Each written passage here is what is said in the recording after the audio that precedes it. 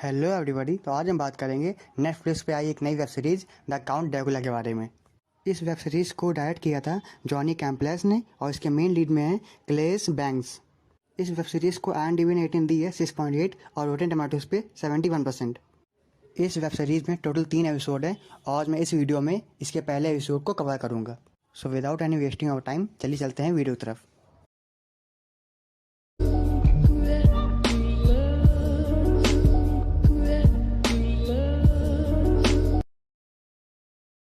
Movie की starting 1897 में होती है, जहां हमें हंगरी के एक चर्च में दो नन्स किसी आदमी से बात करते हुए दिखाई देती हैं।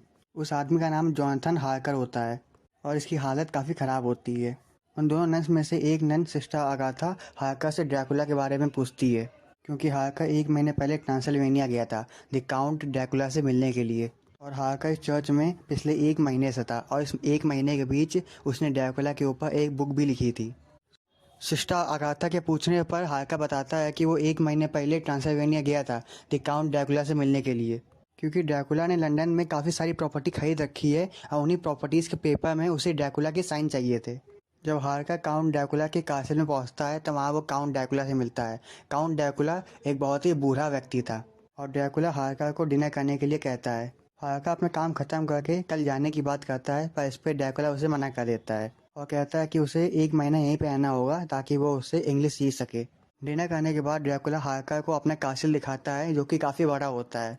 पर हार्कर को ये देख के हैरानी होती है कि इतने बड़े कासिल में ड्रैकुला अकेला ही रहता था, और तो और इस पूरे कासिल में एक भी मिरर नहीं था। ड्रैकुला हार्कर को उसका रूम दिखाता है और उसे आराम करने के लिए कहता है। और जब हार्कर सो रहा होता है तो उसे वॉल पर स्क्रैच करने की आवाज़ आती है, पर वो उस पर ज़्यादा ध्यान नहीं देता है। और सुबह उठ के वो ड्रैकुला के कासिल में घूम रहा होता है, जो कि काफ़ी बड़ा होता है। और रात में जब ड्रैकुला वापस आता है तो हार्कर नोटिस करता है कि अब ड्रैकुला दिखने में काफ़ी जवान लग रहा था और अब उसकी इंग्लिश भी काफ़ी अच्छी हो गई थी।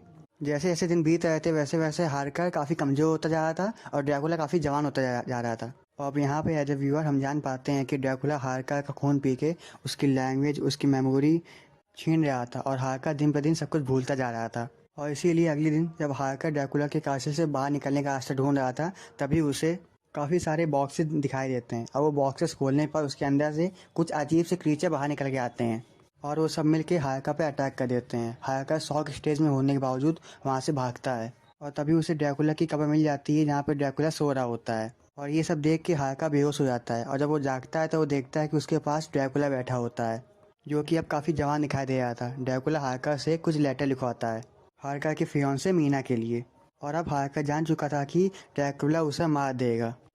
अगले दिन हार्कर जब ड्रैकुला के कासिल से भागने की कोशिश करता है, तभी उसे एक सिगरेट रूम मिल जाता है, जहाँ पर एक वैम्पायर होती है और ये वैम्पायर और कोई नहीं बल्कि ड्रैकुला की वाइफ होती है। हार्कर को देखते ही वो हार्कर के ऊपर अटैक कर देती है, पर एंड टाइम पे ड्रैकुला वहाँ पे आ जाता है और हार्कर की जान को बचा लेता है। और अब ड्रैकुला हार्कर को छत पे ले जाता है, जहाँ पर वो हार्कर को जान से मारने वाला था। पर हार्कर ड्रैकुला से उसकी जान ना लेने के लिए कहता है, पर ड्रैकुला उसे जान से मार देता है। पर मरने के कुछ टाइम बाद हार्कर दोबारा से जिंदा हो जाता है और ड्रैकुला के कासिल की छत से कूद जाता है और वो एक रिवर में आके गिरता है और रिवर जाके समुंदर से मिलती है और समुंदर में कुछ मछुआरे उसे पकड़ के चर्च में ले जाते हैं, क्योंकि उन्हें हार्कर कुछ अजीब सा लग रहा था। और अब सिस्टर अगाथा को सारी बातें समझ में आ जाती हैं और यहाँ पे हम जान पाते हैं कि सिस्टर अगाथा के साथ बैठी हुई नन और कोई नहीं बल्कि मीना होती है, हार्कर की फियांसे। मीना हार्कर को गले लगाती है, पर तभी वहाँ पे एक बैट मीना पे अटैक कर देता है और मीना के बहते हुए खून को देख के हार्कर अपना कंट्रोल खोने लगता है और इसीलिए वो एक लकड़ी अपने दिल में घुसा कर अपनी जान दे देता है। और सारी नन्स चर्च के गेट पे आ जाती हैं और वहाँ पे वो ड्रैकुला को पाती हैं, जो कि एक बेयरवुल्फ के भेष में था। पर सिस्टर अगाथा ड्रैकुला को पहचान जाती हैं और वह उसे उसके असली रूप में आने के लिए कहती हैं। ड्रैकुला अपने असली रूप में आता है और सिस्टर अगाथा उससे कहती हैं कि तुम बिना इनविटेशन के अंदर नहीं आ सकते हो। ड्रैकुला बाकी नन्स को ऑफर करता है कि अगर कोई भी नन उसे अंदर आने के लिए इनवाइट करेगी तो वो उसे इमोर्टल बना देगा, पर कोई भी नन उसको इनवाइट नहीं करती है। गुस्से में आके ड्रैकुला वहाँ से चला जाता है और हार्कर के रूम के विंडो में आ जाता है, जहाँ पर हार्कर अब भी जिंदा होता है। ड्रैकुला हार्कर से कहता है कि कोई भी वैम्पायर खुद अपनी जान नहीं ले सकता है, वो उसे अंदर आने के लिए इनवाइट करे और बदले में ड्रैकुला उसे खुद जान से मार देगा। हार्कर ड्रैकुला को अंदर इनवाइट करता है और ड्रैकुला उसे जान से मार देता है। और फिर ड्रैकुला बाकी सारी नन्स को भी जान से मार देता है। पर मीना और सिस्टर अगाथा बाइबल के पेजेस से एक साइकिल बना लेती हैं जिसके अंदर ड्रैकुला नहीं आ सकता है। पर तभी वहाँ पे हार्कर आ जाता है और उसकी ख़राब हालत देख के मीना उसे साइकिल के अंदर बुला लेती है। अंदर आते ही हम जान पाते हैं कि वह और कोई नहीं बल्कि ड्रैकुला है जो कि हार्कर की स्किन पहने हुआ था। और अब ड्रैकुला बड़े ही आसानी से मीरा और सिस्टर अगाथा दोनों को ही जान से मार सकता है। और इसी के साथ पहला एपिसोड यहीं ख़त्म हो जाता है।